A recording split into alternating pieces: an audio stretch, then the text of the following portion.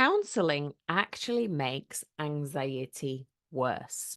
In this video, I'm going to explain why counseling makes anxiety worse and what you can do to actually eliminate anxiety from your life.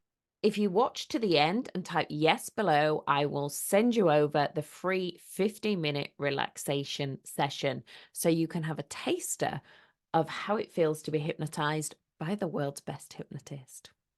My name's Krystyna Lennon. I am the founder of the Delete Method that boasts a 99% success rate in removing all different types of anxiety from driving to social to workplace. So why is counseling so bad for anxiety? Now, I am a trained counselor. That's how I started. I used to suffer severe anxieties in my 20s and I lost a job through it. I thought I was having a heart attack some of the time. It would make me incredibly unwell. And I believed I had no control over it whatsoever. Back in the 90s, the doctors, GPs used to refer you for counseling. Since then, we have discovered that counseling is absolutely useless for anxiety. It's great for processes, for making you feel more understood, for understanding how your brain works, for grief. It has 100 uses that are amazing. But for anxiety, I would go as far as to say it makes it worse. Bear with me, I'll explain. If I start to talk about my dog Princess and her black fluffy fur, and she's a German Spitz, really fluffy, and she hates the postman and she barks at every other dog she hates.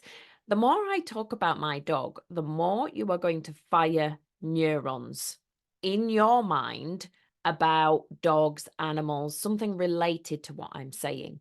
So the more we speak about dogs, the more you are going to make more and more synaptic connections in your brain to other thoughts about animals, dogs. So the more we talk about it, the more synaptic connections we create, the stronger that those neural pathways become.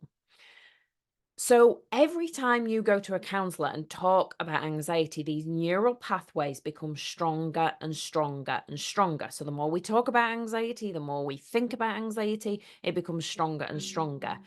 Then every time a trigger happens, whatever your trigger may be, those neural pathways have been used so much that they are smooth, easy to access, and instantly you start thinking more and more about anxiety.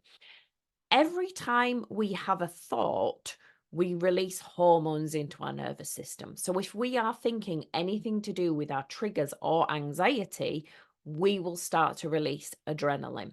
So the more we fire those neurons, the more we release adrenaline, the more we think about anxiety, the more we fire the neurons, and up in this cycle that we seem that we cannot get out of. So every psychological and medical professional agree that the thought creates the hormone release. It's a fact.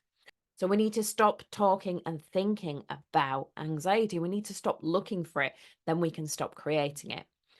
The way I do that is by deleting the negative thoughts that cause anxiety with my delete method process.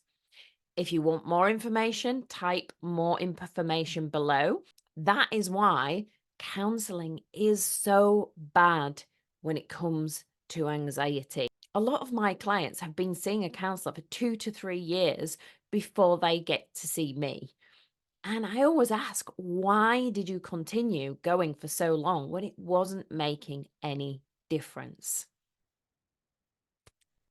Counseling cannot get rid of anxiety, and you're in danger of making it worse. If you want my delete method strategy breaking down, type more info below and I will send it right over to you.